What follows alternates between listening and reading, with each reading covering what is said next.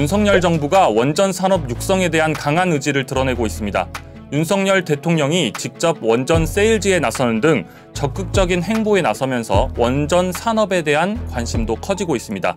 그래서 오늘은 원전에 대한 궁금증과 그리고 또 원전 산업과 관련된 투자에 대해서 말씀을 해주실 분을 모셨습니다. 한국투자신탁운용의 김찬영 본부장님 모셨습니다. 본부장님 안녕하세요. 네, 안녕하십니까. 네, 먼저 본부장님 간단하게 저희 소개 좀 부탁드릴게요. 네, 저는 한국투자신탁운용이라는 자산운용 회사에서 일을 하고 있습니다. 잘 아시는 것과 같이 한국투자신탁운용은 1974년에 설립된 그 자산운용사 중에서는 가장 긴 역사를 자랑하는 회사이고요. 투자자 여러분들 사랑하시는 펀드들 또 ETF들 이렇게 많이 시중에 이제 출시를 해서 사랑을 많이 받고 있는 회사입니다. 저는 그 회사에서 디지털 마케팅과 ETF 영업 마케팅을 이제 동시에 좀 맡고 있습니다. 그 앞서 말씀드린 것처럼 이제 정부에서 원전 수출을 재개하겠다고 하고 그리고 대통령도 원전 세일즈에 좀 이제 나서고 있는데 근데 사회적으로도 이 원전에 대한 관심이 지금 굉장히 커지고 있는 것 같아요. 여러 분야에서 특히 최근에 여기 충무로니까 또 말씀하신 것처럼 그 영화 쪽에서도 그 원전에 대한 이야기들이 좀 많이 나오는 것 같던데. 그렇죠? 네. 최근에 봤던 탑건이란 영화, 유명하죠. 30년 만에 이제 개봉한 이제 탑건 2 그 영화하고 또 박찬욱 감독이 이번에 상을 받은 헤어질 결심이란 영화 2편을 또 볼 일이 생겼는데 그 안에서도 원자력 얘기가 나오더라고요. 그래서 이게 원자력이라는 이 단어, 이런 화두가 이제 영화계에도 좀 침투해 있구나 이런 생각을 최근에 또 한번 했습니다. 사회적으로 원전에 대한 관심이 되게 커지고 있고 근데 우리나라만의 관심이 커지고 있는 것도 아닌 거잖아요. 해외 영화들도 또 이렇게 다루고 있는 걸 보면. 근데 이것뿐만 아니라 이제 정부에서도 특히 이제 우리 윤석열 정부에서도 원전에 대한 관심이 좀 커지고 있는 것 같은데 정부의 기조 자체가 좀 바뀐 것 같아요. 네. 지금 당장 지난주에 이제 윤석열 대통령이 처음으로 이제 해외로 출국을 하셔가지고 예전에 세일즈 외교라고 해가지고 MB 때 이명박 정부 때 중동에 가셔서 수주해 오시고 이런 것들이 있었는데 지금 당장 지난주에도 이제 마드리드에 가셔서 윤석열 대통령이 이제 체코 대통령과 함께 이제 회담을 하시면서 이제 체코에서 지어지는 원자력 발전소들을 우리나라 기업들이 좀 짓게 좀 도와달라 이렇게 좀 부탁을 한 걸로 이제 언론에서 좀 통해서 들었었는데 확실하게 이제 이전에 문재인 정부 때와는 달리 이제 윤석열 정부는 이제 탈원전 이걸 아예 좀 이제 반대로 이제 원자력 발전에서 굉장히 좀 긍정적으로 이제 생각을 하고 있고 또 적극적으로 육성해야 되는 산업으로 분명히 이제 명시하고 적시했기 때문에 앞으로 정부적인 지원 측면에서는 조금 순풍이 불지 않을까 좀 생각을 하고 있습니다. 근데 사실 정부에서 단순히 지원하는 산업이라고 해서 우리가 이 산업이 앞으로 굉장히 커질 거다 이렇게 볼 수는 없잖아요. 그래서 이제 유럽 국가들도 이 원전을 자꾸 지으려고 하는 것 같은데 이게 다른 세계적인 국가들이 원전을 지으려고 하는 배경이 좀 어떤 거예요?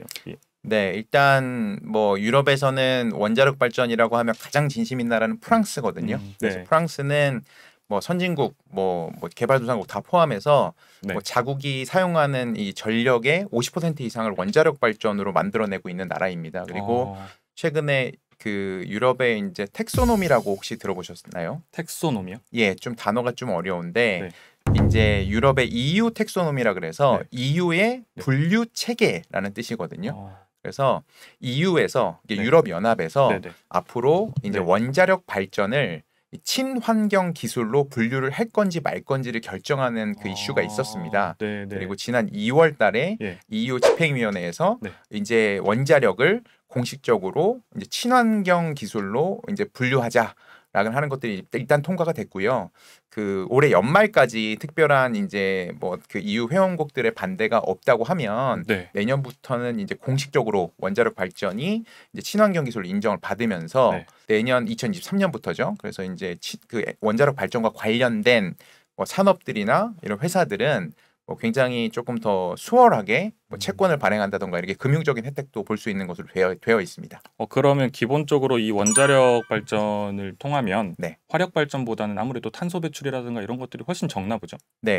보통 일반적으로 이제 화력 발전이라고 하죠. 석탄으로 전기를 만들었을 때 나오는 이산화탄소의 양이 70 정도 된다고 하면 이게 지금 원자력 발전 같은 경우는 1 정도밖에 발생을 안 하거든요. 아, 정확히 70분의 1 정도 발생을 하고 있기 때문에 네. 확실하게 친환경 발전이라고 볼 수 있고요. 더군다나 저희가 뭐 신재생 에너지라고 해서 저희가 뭐 태양광이나 뭐 풍력 이런 거 얘기하지 않습니까? 네.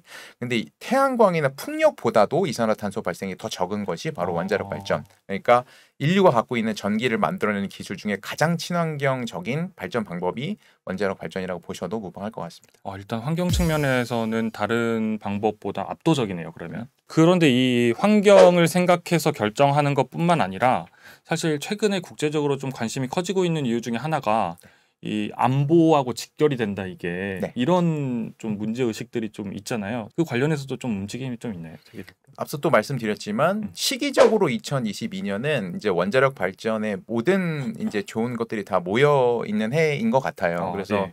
뭐 러시아나 우크라이나 사태도 네. 원자력 발전한테는 네. 뭐 매우 안타까운 일이긴 하지만 원자력 발전으로서는 굉장히 좀 좋은 계기가 됐는데 이게 아무래도 말씀하신 대로 에너지 자립이나 에너지 안보 자국의 이제 전 부국들에서 저희가 뭐 석유나 석탄이나 이런 에너지원들을 못 얻었을 때 네. 자립해서 에너지를 구해야 된다 이런 게 굉장히 이제 각 국가의 경각심을 세워줬기 때문에 또 다시 원자력 발전이란 것들에 대한 관심과 주목이 좀 더 높아지고 있는 상황이라고 볼 수 있겠습니다.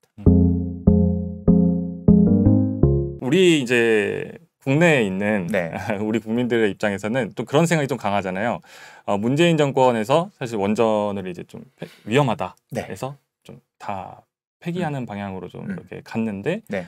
윤석열 정부가 들어서면서부터 이 원전 산업을 다시 육성해야 된다 막 이러니까 이게 정부가 바뀌어서 이 산업이 좀 커지는 건가 네. 이런 생각을 좀 오해를 한단 말이에요. 네. 그래서 단순히 이 정부 차원에서 이렇게 커지는 산업이 아니라라고 하는 좀 확신이 필요할 것 같더라고요. 투자자분들에서도. 보통 이제 원자력 발전 관련된 이런 방송 이런 것들 촬영하고 나면 네네. 보통 이제 그 양쪽 대립하시는 분들께서 치열하죠. 이제 또 많이 또 이제 또 반대쪽 편에서는 굉장히 좀 비난하시고 뭐 이런 분들 많이 볼 수 있는데 이런 정부 간의 문제는 아닌 것 같습니다. 왜냐하면 이게 보통 원자력 발전계에서는 2008년 을 보통 원자력 발전의 시즌 1이라고 얘기하거든요. 네. 제가 갑자기 왜 또 시즌 1 얘기를 들고 나왔냐면 2008년에서 2011년이 우리 모두에 말씀드렸던 이게 이명박 정권이 그 중동에 가서 수주해오고 뭐 이런 때가 그때 2008년이었거든요. 당시에 2008년, 11년 요 사이가 원자력 발전이라는 뭐 단어도 회자가 굉장히 많이 될 뿐만 아니라 원자력 발전에 대한 기술에 대한 주목도가 굉장히 높았던 때였습니다. 근데 그 이후에 이제 후쿠시마 일본에 있는 터지고, 사태가 벌어지고 난 다음에 원자력 발전이 굉장히 위험할 수 있는 기술이다. 이렇게 좀 인식이 되기도 하고 그러니까 친환경 이런 걸 생각할 겨를이 없었죠. 일단 방사능이 일단 퍼지면 굉장히 좀 위험하게 되니까 그래서 약 10년간의 빙하기를 겪었습니다. 최근에 뭐 작년 말까지는 거의 뭐 구글 트렌드라고 이 원자력 발전이라는 단어를 한글뿐만 아니라 영어로 조회를 해도 최근 10년간은 조회수가 거의 뭐 100분의 1 이하로 떨어졌었습니다. 최근에 갑자기 또 전년 대비해서 구글 트렌드에서 이제 원자력 발전이나 뭐 뉴클리어 이렇게 해서 조회되는 횟수가 거의 막 50배, 100배로 늘어나고 있거든요. 그러니까 정부의 문제라기보다는 앞서 말씀드린 대로 친환경이 부각되는 상황에서 원자력이 다시 한번 주목을 받는 것. 그리고 또 최근 또 이런 것도 있습니다. 최근에 그 원자력 발전을 하면서 나오는 이제 발생하는 수소가 있거든요. 수소가 나오는 방식도 그린 수소라고 해서 친환경적으로 수소를 또 개발할 수 있는 방법이기도 해요. 그러니까 원자력 발전의 장점들이 요 우리가 정부가 바뀔 때 하필 요때 많이 부각이 되면서 그런 거다 이렇게 좀 이해하시면 좀 좋을 것 같습니다. 근데 이제 말씀하신 것처럼 이 후쿠시마 원전 사고를 우리가 이제 계속 머릿속에 좀 강하게 남아 있어요. 이 사고가 나면 어쨌든 굉장히 치명적일 텐데 이제는 이런 사고가 안 날 수 있도록 기술이 어쨌든 좀 많이 발전이 된 상황인가요? 네, 지금 원자력 발전도 굉장히 기술력이 뭐 상상할 수 없는 정도로 고도화가 됐다 이렇게 생각하시면 될 것 같고요. 그러니까 방사능 유출이라는 사태가 뭐 아예 원천 봉쇄돼서 없어졌다 이렇게 말씀드리긴 좀 어렵지만 최근에 이 원자력 발전기에서는 보통 게임 체인저라고 불리우는데 소형 원자로 기술이라는 게 있습니다. 자주 등장하더라고요. 그런 표현들이.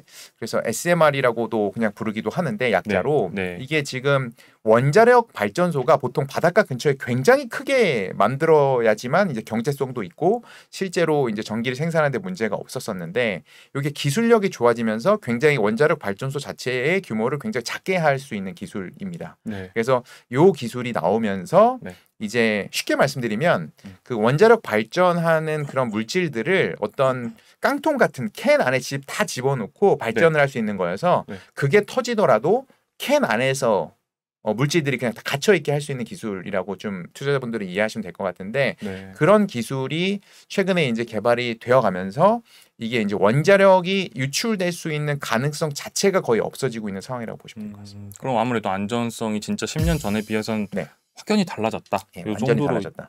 네, 이해하시면 이해할 수 있겠네요. 네. 네.